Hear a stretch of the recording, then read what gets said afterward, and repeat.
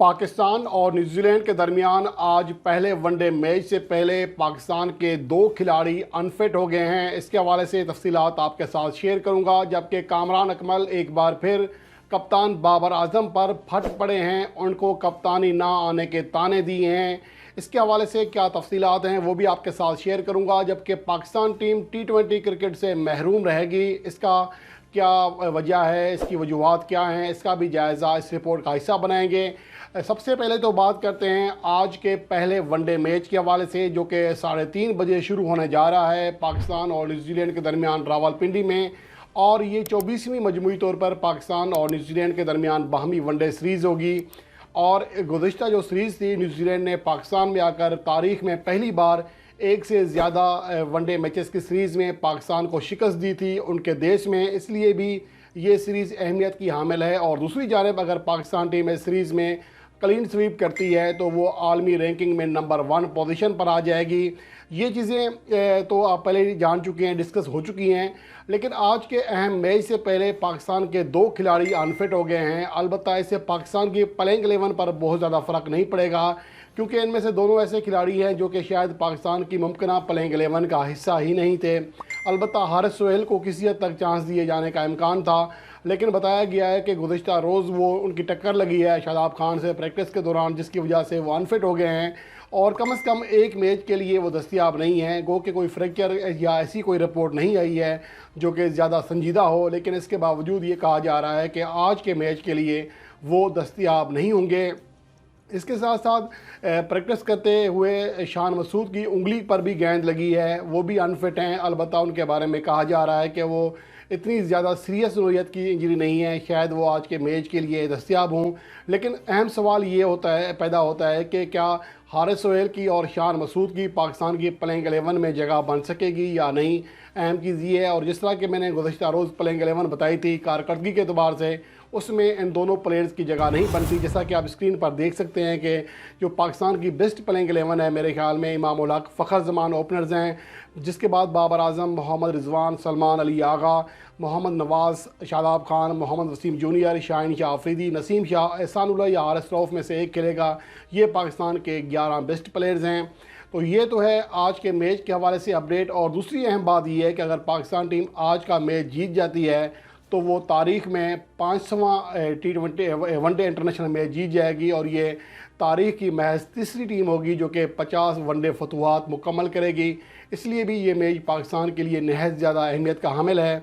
और इसके साथ साथ अहम चीज़ ये है कि पाकिस्तान टीम गुज़िश्ता जो 5 T20 मैचेस की सीरीज़ खेली है, उसके बाद अगले 9 माह तक T20 क्रिकेट से महरूम रहेगी। पाकिस्तान की अगले 9 माह में एक भी T20 सीरीज़ या मैच शेड्यूल नहीं है। और पाकिस्तान की जो अगली T20 सीरीज़ शेड्यूल है वो 2024 में है, और उसमें भी वेस्ट इंडीज़ के ख़िलाफ़ जब पाकिस्तान टीम फरवरी का टूर करेगी और फिर वर्ल्ड कप सर पर आ चुका होगा।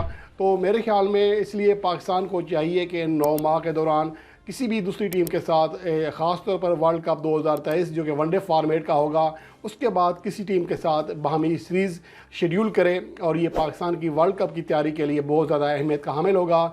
और इसके अलावा अब बात करते हैं कामरान अकमल की, जो कि एक बार फिर बाबर आजम की कप्तानी के हवाले से बोल पड़े हैं। उनका कहना है कि 4 साल गुजर गए हैं लेकिन बाबर आजम को कप्तानी नहीं आ रही है। तो मेरे ख्याल में कामरान अकमल साहब को अपने बोगस से बाहर निकलना पड़ेगा। तो अगर कप्तानी नहीं आ रही है तो क्या जो बग़ैर कप्तानी आते हुए कोई दुनिया का कामयाब तरीन कप्तान बन सकता है? 42 जो T20 इंटरनेशनल मैचेस जीते हैं, दुनिया का कोई भी कप्तान इससे ज़्यादा T20 मैचेस नहीं जीत सका। और बाबर आजम की क़ियादत में पाकिस्तान एशिया कप का फ़ाइनल खेला, ICC वर्ल्ड कप 2022 का फ़ाइनल खेला, न्यूजीलैंड में चैम्पियन ट्रॉफ़ी खेली। तो ऐसा नहीं हो सकता कि जिस मैच में आप जीतें उसमें कप्तानी अच्छी है और जिस मैच में ना जीतें तो उसमें कप्तानी बुरी है। तो मेरे ख्याल में गुज़िश्ता जो मैच था उसमें गलतियाँ ज़रूर हुई हैं। ख़ास तौर पर उनकी जो 4 विकेटें गिर गई थी न्यूजीलैंड की शुरू में ही 74 रन्स पर। उसके बाद जिस तरह मार्क चैम्पेन ने और जिमी नेशम ने जिस तरह बैटिंग की है, वो आउट क्लास ज़रूर थी उनको, लेकिन तोड़ा जा सकता था। वहाँ पर शायद हमारे बॉलर से भी अच्छी बॉलिंग का कारकर्दगी सामने नहीं आ सकी, या कप्तान की कहीं हद तक गलती भी कह सकते हैं। लेकिन एक आध गलती का मतलब ये नहीं होता कि आप ये कहें कि इस बंदे को कप्तानी ही नहीं आती है। लगता है उमर अकमल को सिलेक्शन के हवाले से कोई ज़्यादा ही दिल पर ले रहे हैं। کبھی کسی اور پر تنقید کرتے ہیں، کبھی محمد وسیم جب چیف سلیکٹر ہوتا ہے وہ غلط ہوتا ہے، کبھی دوسرا. تو اس طرح دباؤ ڈال کر یہ جو ایک وتیرہ بنایا ہوا ہے کچھ لوگوں نے کہ اس طرح بلیک میلنگ کر کے اس طرح کے بیانات دے کر کہ آپ کسی کو دباؤ میں لے آئیں گے اور عمر اکمل کھیلے گا. میرے خیال میں عمر اکمل کو اگر کھیلنا ہے تو اپنی کارکردگی کی بنیاد پر کھیلے گا. حالیہ عرصے میں اس کی کارکردگی پہلے 2.5-3 سال کے مقابلے میں بہتر رہی ہے، پاکستان ون ڈے کپ میں بھی اور PSL میں بھی. اگر تھوڑی اپنی اس پرفارمنس کو اور کنٹینیو کرتے ہیں تو لازمی سی بات ہے عمر اکمل کا چانس ابھی بھی بن سکتا ہے. لیکن اس طرح کے جو ٹیکٹس استعمال کر کے اگر یہ سوچا جا رہا ہے کہ اس طرح وہ مجبور کر دیں گے بابر اعظم کو، یا اگر وہ یہ سمجھتے ہیں کہ بابر اعظم اگر کپتانی سے ہٹ جائیں تو عمر اکمل کا چانس بن جائے گا، تو میرے خیال میں یہ کسی بھی طرح اچھی چیز نہیں ہے. اور نہ ہی یہ خود کامران اکمل کے اسٹیٹس کے لیے کہ لوگ ان کو جو سمجھتے ہیں کہ جو تجزیہ کرتے ہیں اپنے یوٹیوب چینل پر، نہ ہی اس حوالے سے صحیح ہے اور نہ ہی عمر اکمل کے حوالے سے صحیح ہے. تو یہ چیزیں جو ہیں کامران اکمل کو باتیں اس طرح کی تجزیے کرنے سے پہلے حقیقت کا بھی جائزہ لینا پڑے گا. ان کا اگر آپ پوائنٹ آف ویو دیکھ لیں، محض جو نقطہ ہے ایک ہی ہے کہ افتخار احمد کو بولنگ کیوں نہ دی. اگر انہیں یوٹیلائز کیا جاتا لیفٹ ہینڈر بیٹسمین کے خلاف تو وہ زیادہ کامیاب ہو سکتے تھے، پاکستان کو بریک تھرو مل سکتا تھا.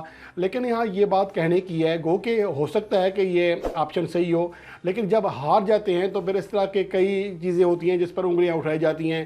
لیکن اگر فرض کریں کہ افتخار احمد کو 1-2 چھکے ہی پڑ جاتے تو پھر یہی کامران اکمل کہہ رہے ہوتے یار جب ہمارے ریگولر بولر شاداب خان، عماد وسیم، شاہین افریدی سب پٹ رہے تھے تو اس میں ایک پارٹ ٹائمر اسپنر کو لانے کی کیا تک بنتی تھی.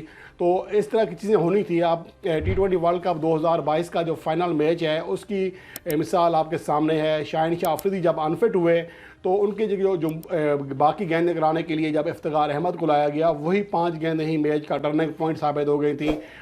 معین علی نے زیادہ اچھی بیٹنگ کر لی تھی افتخار احمد کے خلاف، وہ بھی لیفٹ ہینڈر ہیں. تو پھر یہ چیزیں جو ہے میرے خیال میں ایک بہانہ ہے صرف کامران اکمل کا.